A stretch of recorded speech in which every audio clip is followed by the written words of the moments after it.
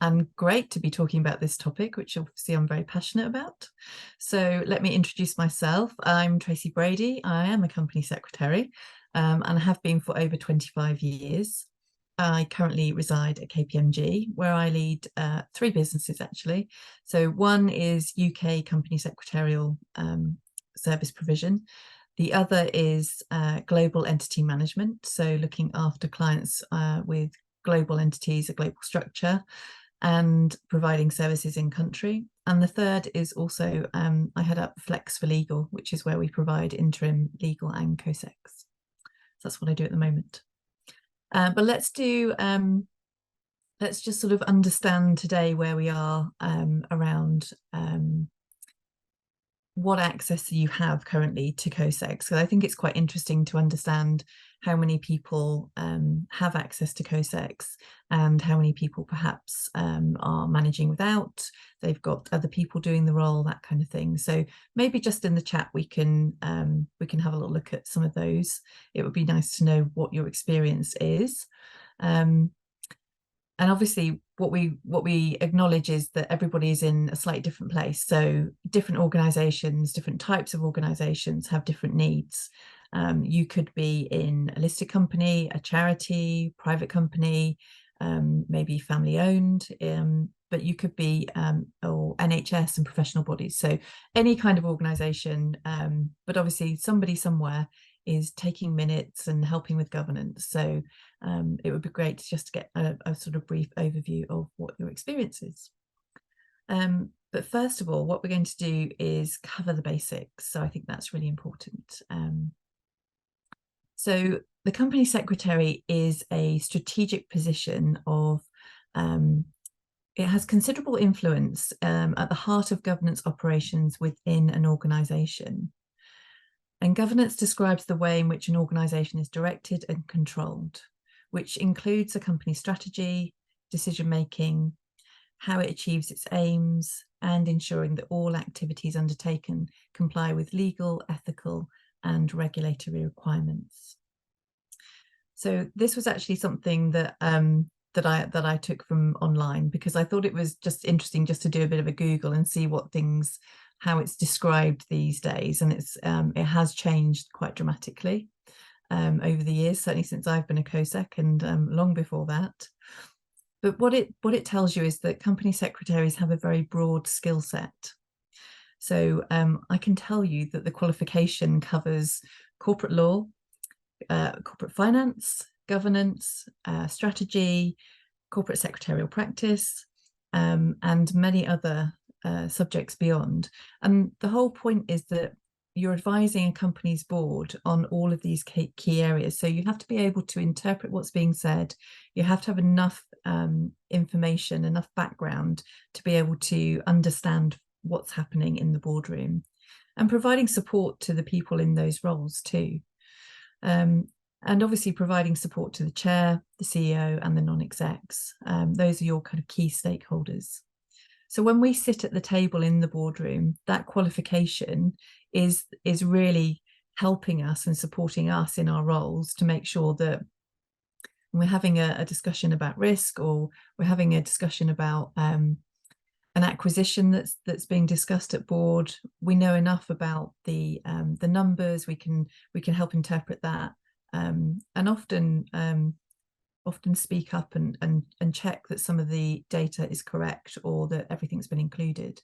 So that's very common for experienced company secretaries. So where do company secretaries work?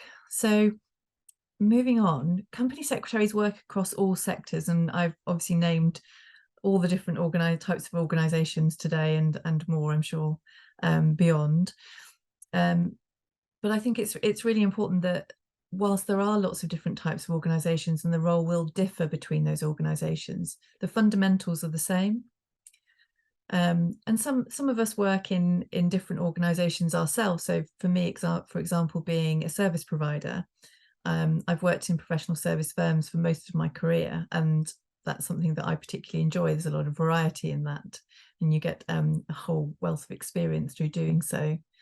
Some run their own businesses and are independent boutiques, or they may just be working individually and working, providing interim roles, that kind of thing. So it's not just company secretaries in-house, that you can look outside as well, outsource those roles, as that's the type of thing that I do. So what does a company secretary do? I think this is the key part. And I think it'll be interesting when we move to breakout rooms to understand what you think your COSEC does or doesn't do, and maybe just align expectations. But the specific responsibility of a company secretary vary depending on the level of the job, obviously,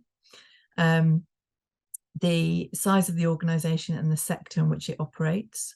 But typical responsibilities would include guiding the chair and the board on their responsibilities under the rules and regulations to which they are subject, and how those responsibilities should be discharged. And this was something that was codified through the Cadbury report in '92.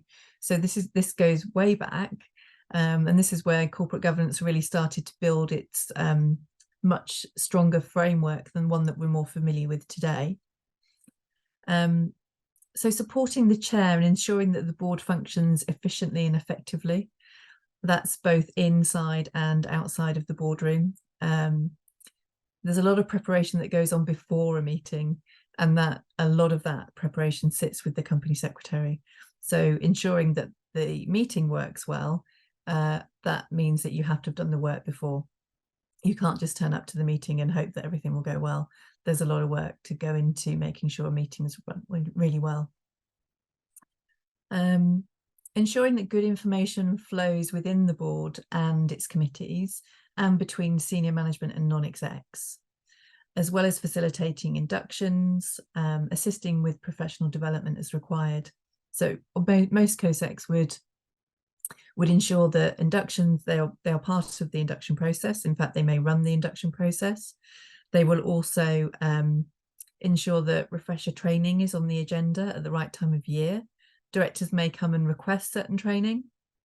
It could be that, you know, there's been a few new directors joining a board in a short space of time, and that it's appropriate for, as well as part of their induction, it might be appropriate that other directors join and have refresher training. And also it can be company could be diversifying, going into a different area, and perhaps directors have requested specific training in something. So we often get involved in sourcing advisors to do that, but also making sure that we do a good refresher each year, understanding that obviously there are changes in regulation that directors should be aware of too. So shareholder relations. So also this is a really important area, and actually I don't think you would necessarily expect this to be something that the company secretary be involved in. But actually the COSEC is regularly talking to shareholders and would be the initial point of contact for the company. Particularly in a listed company, shareholders would necessarily have the company an email or a number to contact the company secretary. That's very normal. In some organisations, the company secretary is having regular conversations with key shareholders as well as the directors. It may be that they are being asked for company information, or they're being asked to set up meetings with the chair or the non-execs. And it's also quite common for company secretaries to attend those meetings with the directors. It can sometimes be helpful to take notes of what's been said. And also for certainly the larger listed companies, investor roadshows often have the company secretary in attendance. COSECs often are also responsible for overseeing all of the systems that ensure that the company complies with the applicable codes. So in addition to legal and statutory requirements, all of the codes that may apply to your organisation, the COSEC is overseeing that and making sure that they have developed sufficient frameworks to ensure everything is captured. Monitoring changes in relevant legislation, regulatory environment, and taking action accordingly. You don't want to wait until the last minute for a new piece of compliance to come into force. There's certainly a lot around the economic crime bill at the moment, which has just received royal assent.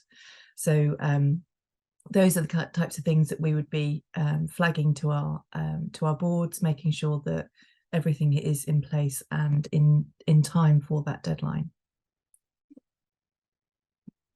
Overseeing day-to-day administration of the company, so maintaining statutory books, including registers of members, directors, secretaries, organising board meetings, AGMs, preparing agendas, taking minutes. These are all the regular things that I think people assume that we do. And I think that's what most people would describe our role as. Those are the kind of the more administrative role there. Some COSECs, depending on the organisation, can also have wider responsibilities than you would normally see, and that could include facilities, HR, insurance, investor relations, pension administration, premises, share registration. It's quite broad, and it is sometimes quite interesting when I meet COSECs and other organisations, when I hear some of the things that land on their desks that are really quite bizarre, but nobody knows where else to put them, and sometimes the COSEC ends up with that. A company secretary, I like to describe it as they're coming into their own during the transaction. I've worked in so many of these scenarios. A good example would be where I was engaged to work with a very large insurance company before they listed, and they actually had to split out part of the company. So we ended up listing two companies. One of them went straight to FTSE 100, FTSE 250, and one of them went straight to AIM, both insurance parts of the insurance business, and listed both of them on the same time frame. It was quite a stressful time for everybody involved, and I had a team of 8 people working on that transaction, sitting down at a rather in a remote office, working with the in-house team and working with all the different advisors on the IPOs. But we had a huge task to get the two companies split and then get them what I call PLC ready. And this is where COSEC really does come to really bring to bear all of their knowledge. It's knowing what needs to happen during the transaction, but also after the transaction. And I always describe an IPO in the way that everybody is in such a hurry to get to the finish line and make sure that you get over the line, that they actually forget that the day after, the company is now a listed company and has a huge amount of obligations that is then expected from the very first moment. So I've certainly had a few panicked calls on day 1 or day 2 of a listing, where the company didn't think they needed a COSEC, and that they would be okay, and they just see how it went in 6 months' time. And then they've started receiving notifications for shareholdings, and they've no idea what it is. They haven't set up an account to release announcements to the stock exchange, and they literally don't know what they're doing. So these are the types of things where COSECs make sure that those things don't happen and nothing falls between the cracks. I always like to say the advisors run off into the sunset very happy with their transaction, and the COSECs left still having to manage everything. But I think one area that will be particular interest to you as non-execs is, and of course you have direct experience of, is the board meeting itself. So in the boardroom, and this is what I call the COSECs arena, in a quiet way. So we take responsibility for what we call the board cycle. And broadly speaking, for us, it's something that never ends, and it really is the complete cycle. As soon as one board meeting has finished, the cycle continues, and we're into the next one. So it never ends. We're always in a board cycle at some place in the cycle, and probably multiple ones at the same time. Of course, there are many different variants on this. How many meetings per year? How many committees? Are they virtual? Are they in person? The COSEC has lots of different aspects of this to manage, from logistics, making sure the right people turn up at the right times, making sure papers are in the right order, making sure we've got all the information that we need, and that the papers are actually of the right quality, and that decisions can actually be made at meetings. And obviously we do a lot of work behind the scenes with the chair, with some of the audit committee chairs as well, making sure that they're prepped for the meetings. Sometimes it goes as far as us doing the prepping, or it could be us just working with the chairman, just making sure that everything is as they need it to be on the day. But that's what makes a good and effective board meeting. Who takes the minutes? This is really important. And why is it important? It's really important because the minutes are the record of the meeting. And the way that I teach minuting is I say to people, without trying to put the fear of anything in them, what I'm trying to say to them is, will your minutes stand up in 10 years' time if there's a court case? Will anyone be able to read them in 10 years' time and understand what that meant?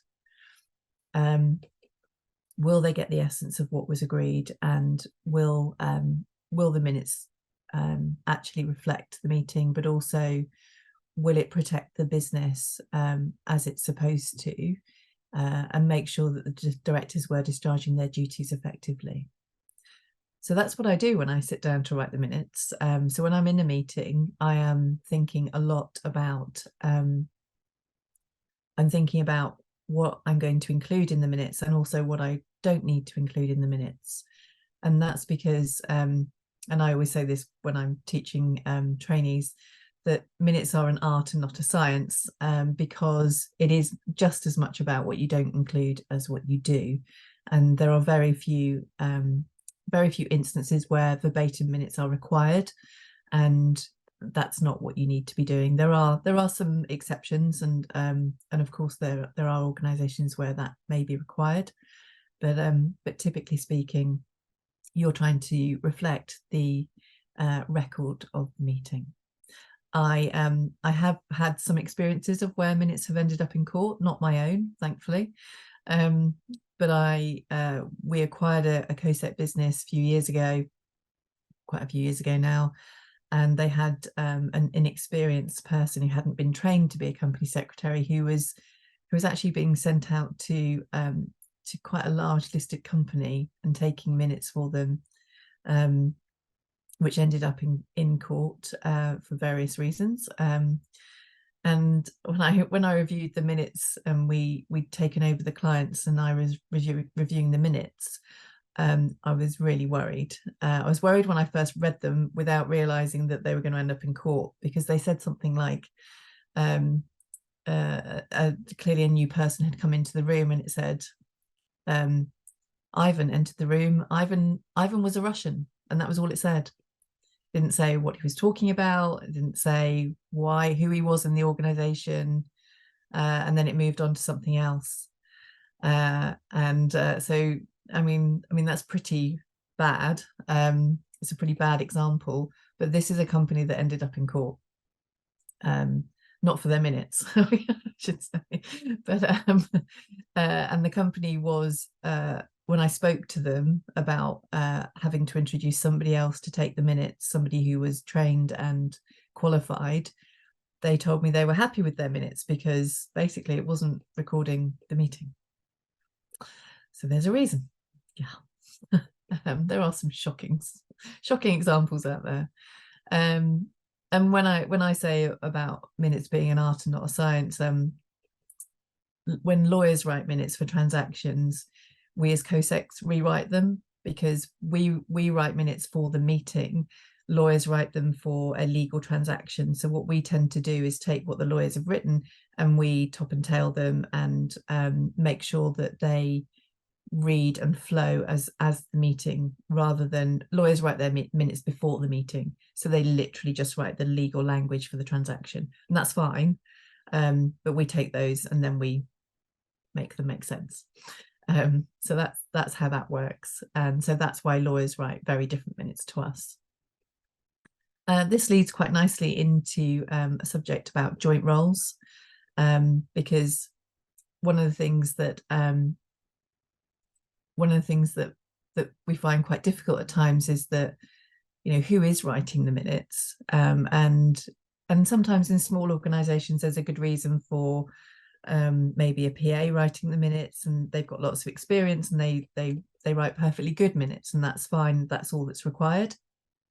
Certainly there's no problem with doing that. You just need to make sure that you're getting a good solid recording of the meeting, record of the meeting. But what you don't want is somebody sitting in the meeting who is also the FD or has another role within the business, because when I go to a meeting, I take a junior with me, and they may be virtual, they may be in person, but that's because I'm also there as an advisor. So if you've got somebody in the room who's just minuting and that's their role, that's fine. But when I sit in a boardroom of a listed company, I'm also advising them, and there may be times when there are things that need to happen, such as I don't know. So the thing is, when the COSEC's in the room and something goes wrong, everybody looks at the COSEC. So if the tech doesn't work, somebody hasn't turned up on time, we're missing something from the papers and the directors have decided they need it now, the COSEC is the person who has to sort it out. So I get the junior to go, the bit of a gopher. They'll go and find somebody, they'll go and get the tech person, they'll go outside and phone somebody if we need to get somebody in the room, whatever it is, because I still have to take the minutes. So somebody still has to be taking the minutes, and the meeting will carry on whether I'm there or not. So I always find that it's a real conflict if the person in the room who's taking the minutes is also FD, is undertaking some other role. And I've seen all kinds of things over the years and heard all sorts of stories over the years, but you can't do both. It isn't appropriate, and it's not a good use of that person's time. So I think it's, stick to what you're good at and make sure that you get the outcome that you need from your minutes. And also, if you're having a COSEC as an advisor as well. So that's why I don't really like the joint role thing, and that includes for GCs as well. If you do know any GC COSECs, whilst there are some very good ones out there, and lots of people I know, and I have this conversation with them, what happens is that they then delegate to a deputy COSEC who actually does the COSEC role. So if it's just done as a reason to keep numbers down in the boardroom, is that the real reason? Because somebody will have to write the minutes and the GC won't be doing that. We do need to be proportionate. So the question is always, if you're challenged by a regulator, would your minutes stack up? That's happened to me. Sarah's just put a comment in the chat around a GC. So general counsel, sorry, good point, Sarah. General counsel being the chief legal officer of the company. It's quite common these days in particularly in some of the listed companies, but also I've seen it in other examples as well, where they are joint GC and company secretary. It seems to be, it goes in cycles. And at the moment, there's quite a trend for it, and I think it's more of a headcount thing than it is a making sense. So we do see that periodically. But yes, so minutes. Talking again about minutes. If you're challenged by a regulator, and this has happened to me also in 25 years, so you can appreciate I've seen most things. I have had a chief exec who asked me to record meetings so that the COSEC could just receive a recording and then just draft the minutes from the recording, which is really difficult to do when you're not in the room and you can't see who's speaking. My challenge back to him was, okay, so are you happy for the regulator to also have access to the recording? Because it will still exist. And if they know that the meeting's been recorded, then they will request it, which comes back to my point about what's left out of minutes and what's left in. So when we're making that decision, that professional decision around what the record should be, it's really important. And that did happen to that chief exec. He didn't record the meetings because he definitely got the point, but he definitely did have to speak to the regulator.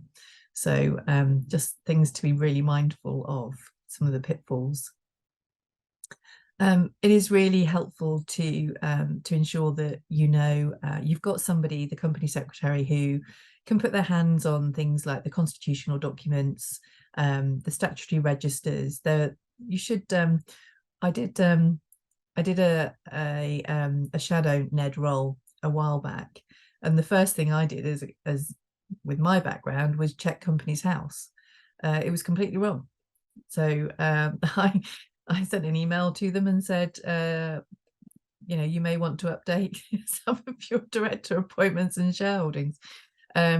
These are some of the things that they're the basics. And they had an outsourced, they were using a small accountancy firm who were filing their confirmation statements and so forth. And actually the person's significant control register was wrong as well. So just things like that, but they matter. One, they should matter anyway. It's good hygiene, but they matter when you come to need investment. When due diligence is being done on the company, if those things aren't right, they'll be picked up straight away and they don't look good. So all of those things should be right anyway, from a legal perspective, but they're just things that you're going to have to tidy up at some point. So you need to make sure that the person whose responsibility it is actually taking that seriously and doing it. If your organisation doesn't warrant a full-time COSEC, there are lots of trained professionals out there who will act in a part-time position. And of course, you can talk to a professional service provider, perhaps. There are lots of us out there, and I've worked for so many clients over the years, from FTSE 100s all the way down to representing a housing association that had lots of disputes with some of the owners. So it had become very fraught for them, and they just needed somebody with some professional advice to help them through that. So yes, very happy to take questions, very happy to expand on any of the areas that I've covered, and looking forward to meeting some of you in the breakout rooms.